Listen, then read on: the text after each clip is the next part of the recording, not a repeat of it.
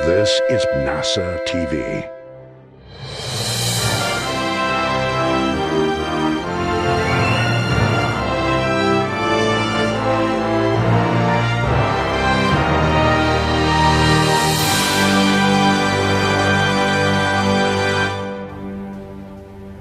Here on NASA television, we've been observing the 15th anniversary of the launch of the first few modules of the International Space Station back in November of 1998.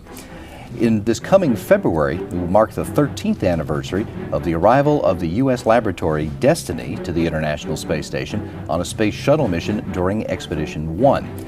Now, science research has been going on board the station throughout the assembly process. But now that the assembly is essentially complete, the science activity both inside and outside the space station is taking the primary focus of the activity on orbit. A few months ago, the International Astronautical Federation asked International Space Station Chief Scientist Julie Robinson to share the top 10 research results from the station at the International Astronautical Congress in Beijing. And we're pleased to have her here today to talk about some of those things. Julie, I got to start by asking you to tell me about the criteria that you use. If you go thumbing through all of the science and research that's been done over all these years, what were you looking for to decide what would make a top 10 list? Well, it's a hard choice, and fortunately the leaders of the International Astronautical Federation said they could say, why limit it to so few, so that I could actually stretch it a little bit if I wanted to, which I definitely want to. But what I focused on was what they asked me to focus on, which were research results. And I looked at a couple of criteria. I looked at research results that had been published in really important scientific journals. That's always a great measure of a result. I also looked at research results that were really bringing benefits back here to Earth, where there were cases where people's lives had been saved. Somebody was around today that would have not been alive or not had a good life if it hadn't been for some of those research results. So I tried to look at both of those things. And I also looked at the acknowledgments of their colleagues. So last summer we had some of the results of the last year selected for awards at the American Astronautical Society, the AAS domestic meeting that we have. And so I used the inputs of some of the scientists that voted on those awards as well to help me pick a top 10. And, you know, a year from now, I'd pick a different top 10 probably, Sure. Because things are changing fast. Well, is the emphasis on brand new things that have been discovered, or as opposed to finding ways to apply things that we know? Well, science takes time. So, you know, the first thing that happens, there'll be a publication. Sometimes it's not even recognized that that is a groundbreaking publication until several years later. So I tried to balance between sort of new, exciting things, but also to look at some of the things that have been gradually evolving and developing and making things better and better, growing to be something with great impact. Were some of them pretty obvious picks for you? You know, I probably have in my own mind a list of my top 30 or 40, and then I really had to go through those and pick the ones. There's some that I just feel like everybody needs to know about. But then because I restricted myself to research, I didn't talk about some spin-offs and technologies that we've developed on the space station that are also saving lives all around the world. So I specifically ground ruled some of those out, and those are great stories in their own right. That would be at least one of the reasons why you wouldn't have picked the actual assembly of the station itself as one of the achievements. Exactly. You know, the space station was built for both advancing engineering and our ability to explore space. It was also built for international cooperation and peaceful use of space around the world for all humanity. And then it was built to be the most amazing research platform we've ever had in low Earth orbit. And so that third area, the research is my area, but all of those things go together to produce the whole value that the space station provides to the world. How many different research projects, science experiments, technology demonstrations have run through the system in this time? We've had roughly to date about 1,500 investigations that have been active on the space station, and that's not counting the multi-user instruments where hundreds of people might take advantage of the data, say Earth remote sensing instruments. So we've had a large number of investigations that have been begun or completed on the space station. And then there's always a lot of groundwork that follows that on-orbit activity, and we see the publications come out anywhere from 3 months to multiple years after the on-orbit part is completed. And there's been participation literally all over the world. Yeah, over 69 countries have participated in some aspect of either research or education on the space station. So even though the partnership is a partnership of 15 countries, the impact of ISS is truly global. Let's look at the list. We'll go down the list starting at number 10, preventing loss of bone mass in space through diet and exercise. And that sounds to me, that's something that was already a point of interest before the International Space Station, right?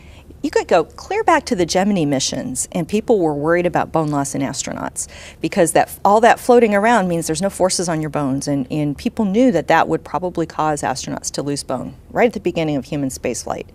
What's exciting to me, and this is why I think it was also on the cover of the major bone journal in the country, the Journal of Bone and Mineral Research, what's exciting to me about it is that when you study astronauts, you've got otherwise incredibly healthy, strong, fit people, and they go into space and they have this challenge and they lose bone. And what we found after 15 years of research on the space station, we started studying bone in Expedition 1 on the very first crew member. It's taken us several generations of studies, but we've actually found a recipe where if you have the right exercise regime, which includes high intensity resistive exercise, the right diet, the right number of calories, the right types of calories, and the right vitamin D supplementation. If you put all those things together, we now have astronauts that come home from the space station for the first time not having lost overall bone mass density, and that's a huge advance.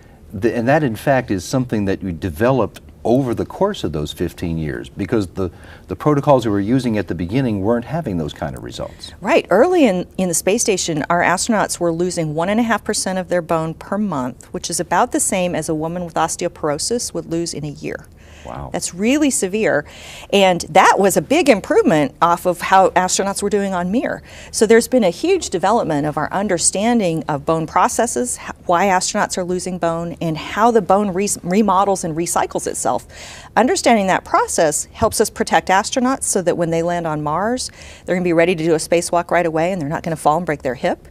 But it also has the benefit of giving new insights into understanding those same processes on Earth, where so many people are worried about bone loss. In the case of the astronauts, it's the lack of force on the bones that causes them to weaken? It is, but it's not the force you think about. It's the lack of forces at an almost cellular scale, where a single cell of a muscle fiber is attached to the bone matrix. And those little forces from the muscles working and carrying yourself around the world are part of the system of bone that we have that helps our bone recycle. If your bone doesn't recycle all the time, it becomes brittle and it breaks. So you have to break down your bone and rebuild it all the time. The bone is a living organ. And of course, you need astronauts with strong bones to be able to do work. Exactly, and we track risks for human exploration, and one of those risks is if you lost too much bone on your way to Mars, you get to Mars and are running around in a multiple 100-pound spacesuit on very rough terrain and trip and fall and break something.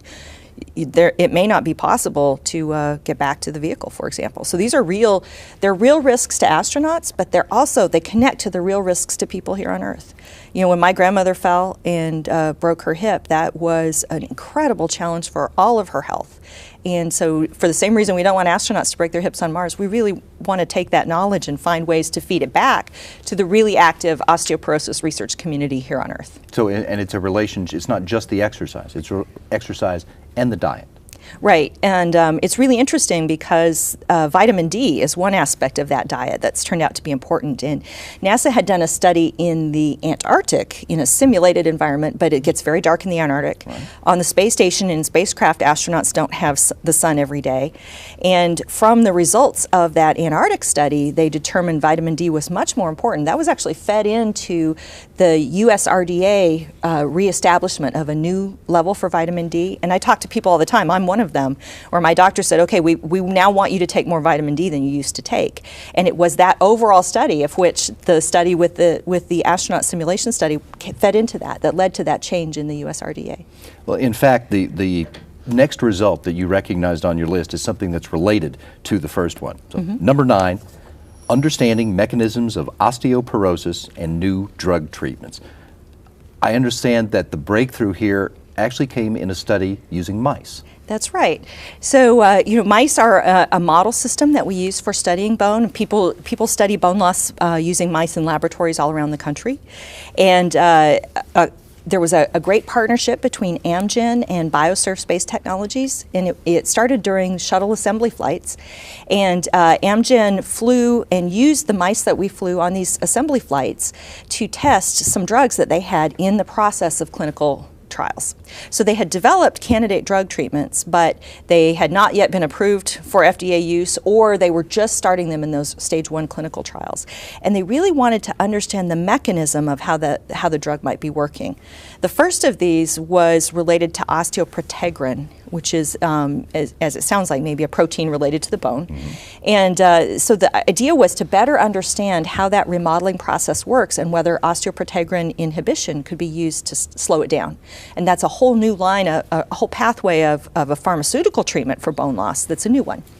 And that's what Amgen tested in one of their mice flights to the space station. And I understand they were doing that in order to back up some research along that same line that was already underway on the ground. Right, exactly. So it's not that they went to the space station and just invented the drug there. What they did is they used the fact that spaceflight has such dramatic effects on bone loss to really amp up the effects on mice and to be able to take a lot of measurements that they couldn't get any other way. And that's led to a drug that's on the market. That's right. That's right. The drug is called Democidab. It's under a trade name Prolia.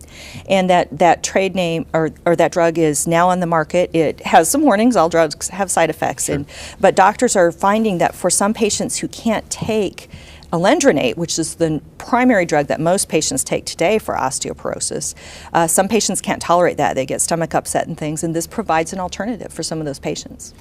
Is this a good example of the interest that's being shown by private companies into getting involved in research on board the station?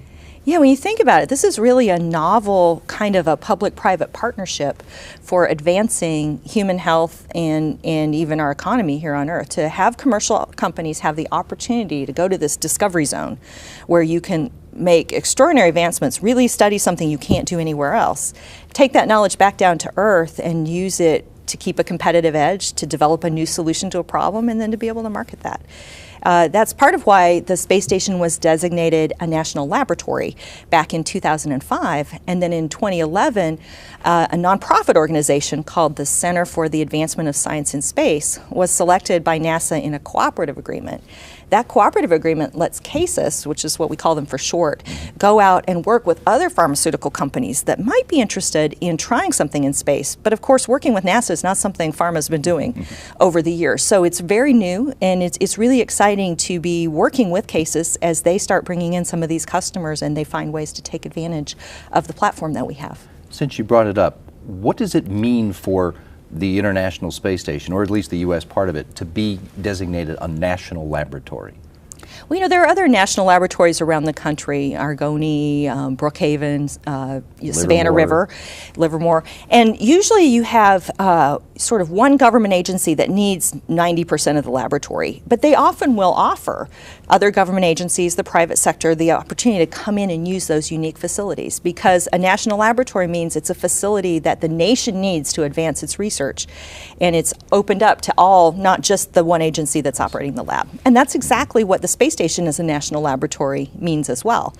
The really great thing about it is so many other government agencies and entities in the private sector can take advantage of it because there are so many different kinds of research that we can do there. The next thing on your list has to do with something that has been taken advantage of in this way. The next result on the list, a different kind of thing, though, than what we've been talking about. Number 8, hyperspectral imaging for water quality in coastal bays. Now, I'll admit, at first blush, this was counterintuitive to me. I think you could learn more about the water being right there and sampling the water rather than going up into space. What is it that you can learn from an instrument on orbit? Yeah, so the thing about the space station is it's about half the altitude of most remote sensing satellites, and it has extraordinary power and data. And so there are a number of locations that we built in when the space station was designed, over 30 of them, where instruments could be attached to observe the Earth or to observe space. And one of those instruments is called the Hyperspectral Imager for the Coastal Ocean. It's the first hyperspectral imager ever flown in space that is tuned to looking at the colors in the ocean. the different wavelengths of light that are going to reflect the best and give you the most information. And so it was really designed to help you distinguish, if you're looking down at the ocean, to distinguish between sediment and algae and all of those other things, the bottom signature, all of those things, and really tease apart the signal that you get when you look at the water. And it was built by the Naval Research Laboratory. It was used for a number of years, primarily for the Naval Research Laboratory, but they offered a little bit of access to other scientists. And this year, in January, we converted that to a fully operational part of the space station infrastructure. So we made it part of the National Laboratory so that not just the Navy, but all of our NASA scientists could access it and request imagery. And one of the great uses that came from its early phase was the Navy had worked with the EPA. The EPA would coordinate the data collections from the space station with times when they were going to be in the water in bays around Florida. And those waters are incredibly complicated because, you know, there's subtropical waters. They've got a lot of algae, a lot of plankton. There's a lot of sediment running off the into the bays from the land. There's a lot of fertilizer running off into the bays from the land. And so they were interested in seeing if they could tune a hyperspectral algorithm to actually tell them what the water quality was. And the reason you want to do that is because you can't always be everywhere in the water. Those sampling, when you send out boats full of scientists to sample the water, that's an extraordinary field effort. And so if you can develop the right algorithm, then your hyperspectral instrument can actually look down and you can predict what the water quality is without being there. And now the EPA, that won an award for innovative science at the EPA, and now they're working on developing an app so that they can then have kind of real-time information about the water quality in some of the bays around the Florida coast. It's also a good example of research being done on the station that doesn't really require the participation of the human crew. That's right. You know, crew time is really important because having the human there, interacting with the experiments, talking to the investigators on the ground, all of that is very important for parts of the science, but these instrument opportunities are also extraordinary. Let's move on to the next in our countdown. Number 7 is colloid self-assembly using electrical fields for nanomaterials. There are 2 terms here already that I need definitions for. What are colloids? What are nanomaterials? Yeah. So colloids are any mixture of a solid and a liquid that stay in suspension together. And that sounds real goofy, but think of paint. You know, paint is all your pigment particles, and they're mixed into a water and oil base, and they stay together, and you can use them. Another great example of a colloid are some shampoos or fabric softener. Are colloids, where you've got the softening particles distributed in the liquid matrix that you can then measure out. And these could be things that are for any number of different applications, right, but it's all still colloids. Right, and so when you work with colloids on Earth, whenever you have differences in densities, things will settle out and eventually sediment. And so one of the interests that you have is in having paint not settle out before its time, having a consumer product like a cough syrup not settle out before its time. You know, if a medicine settles and the consumer doesn't shake it up, then they might draw the wrong dose out. So keeping colloids in suspension and really understanding those is a really important part of an area of materials or physical science research. And what nanomaterials are is another area of materials science that interfaces with the colloids work. So nanomaterials are those materials that you assemble together where you can actually get the structure you want, but you're paying attention to that structure molecule by molecule. And since we don't have molecule-sized tools for putting those together, you have to find ways to get those materials to assemble themselves in the way that you want them. You're finding some way to manipulate them on orbit. Right, but on Earth or in space, you have to be clever about how you manipulate them. You can use electronic fields, you can use, try to use all the tricks you have to get the molecules to line up the way you want, to lattice in and form a structure the way you want. If you can control your smart materials, you can make amazing things. And so a lot of people now don't know what nanomaterials are, but they've heard of them because they're providing all kinds of innovations in industry. Better filters, better, all kinds of different things you can use if you can get those molecules to be arranged the way that you want them. In this particular case, you got something of a breakthrough because of the human participation. You had a little serendipity with one of the crew members, right? Right. So we had a study going on early on ISS that was starting to look at magnetorheological fluids. Those are fluids that get thicker or thinner when you put them in a magnetic field. And those are important fluids for shock absorbers, bridges. They can be put in a building and they can be firmer, and then if there's an earthquake, they can relax and let the building flex a little bit and then firm up again when the earthquake's over. They're really amazing materials. Yeah.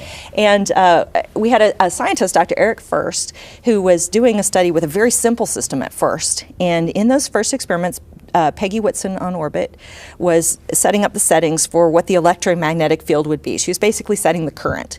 And he had these different mixtures of particles in liquid. And she accidentally got a setting a little off. And all of a sudden, the field started pulsing so that the particles, instead of just lining up in nice little chains, which is what they had been doing, they started lining up, breaking apart, lining up, breaking apart.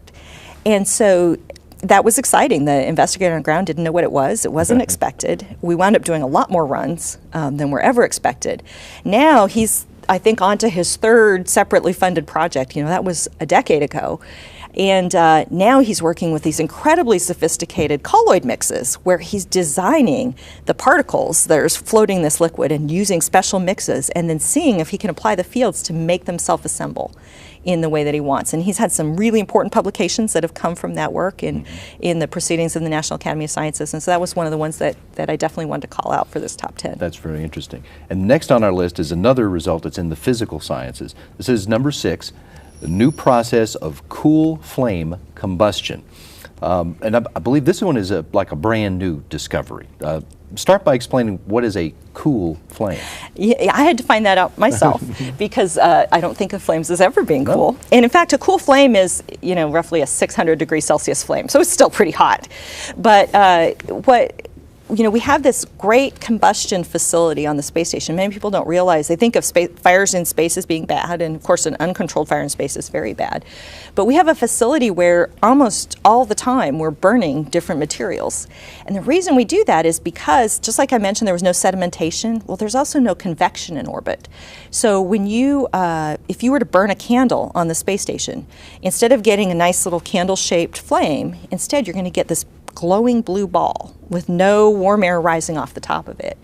And what that means from a scientific perspective is you can model combustion in much simpler set of mathematics on the space station because you don't have all this mixing that can feed the flame, disrupt the flame. So if you think about, another way to think about it is, you know, when you teach a Boy Scout to build a fire, you teach them to make sure you've got the right openings for air to flow through the fire, because that's a very complex process. The math behind that is incredibly difficult to model. So what combustion scientists do on the space station is they try to simplify the system by taking all that convection mixing out of the system and then study combustion in its purest form. And that has some great advantages mathematically, but mathematical advantages also turn into the knowledge that can help you innovate and develop more efficient combustion engines. Well, you're trying to find out why things burn, but also what causes the burning to stop, right? Right, and you're even trying to understand, you know, exactly how that burning functions as a system and describe that mathematically.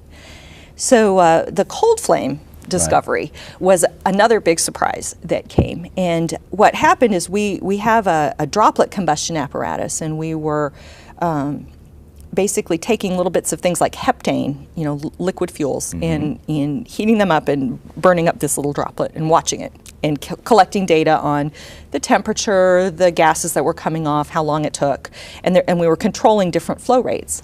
And what was discovered is there were a set of conditions where after the normal blue ball occurred, then that blue ball kind of suffocates in its own gases. Flame goes out. The flame goes out, and then afterwards there was this glow that reignited. But it wasn't the same blue flame that you had seen before, the same hot flame. Instead, it's this cool reddish flame. And it turns out that there is a secondary combustion process that was not predicted by any of the existing combustion theories. So it's this brand new novel process, and the scientists called it cool flames because it's much cooler than the primary flame was in the beginning. Spontaneous combustion is almost what it sounds Well, like. it actually hadn't quite finished. People Okay. thought it had quenched and stopped, but there was a little bit of time, and then there was another chemical process that could come in an additional set of combustion. additional research then I'm sure is being done based on these findings. That's right. That's right. So, basically this facility is operating whenever we can in the background, going through different gases, different flow rates, different combustion settings, collecting all this priceless data that's never been known before, and then all of that data feeds into models that will help us both to better design combustion engines in general, but then to also better understand how things burn in orbit. And that helps us provide fire safety for future spacecraft as well.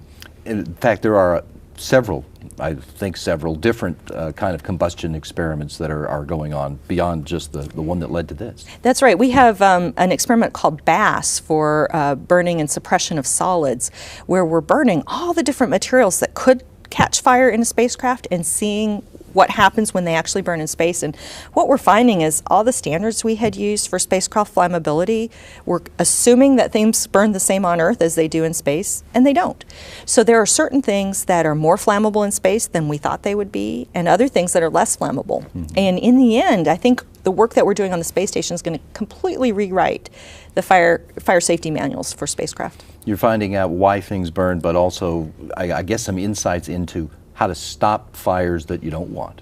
Right, and even insights into how to detect fires, because smoke detectors are assuming that smoke looks like something is detectable at certain sizes, and it turns out soot particles are a lot bigger in space than anybody thought.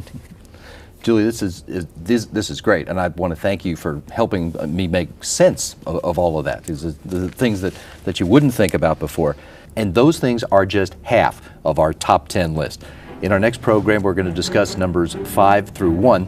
That means we're going to learn about advances in how genes turn on bacteria, in advances in neurosurgery, in the study of dark matter. We're going to look at how the station is reaching students of all ages all over the world, as well as potential advances in the treatment of cancer.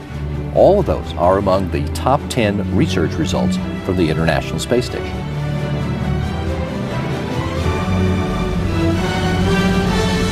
Read Dr. Robinson's blog, A Lab Aloft, online at blogs.nasa.gov. Follow us on Twitter at ISS_research and on Facebook at facebook.com/ISS.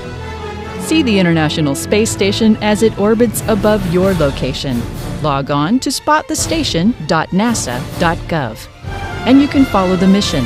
Watch Space Station Live weekdays on NASA television and get weekly updates every Friday on Space to Ground on www.nasa.gov.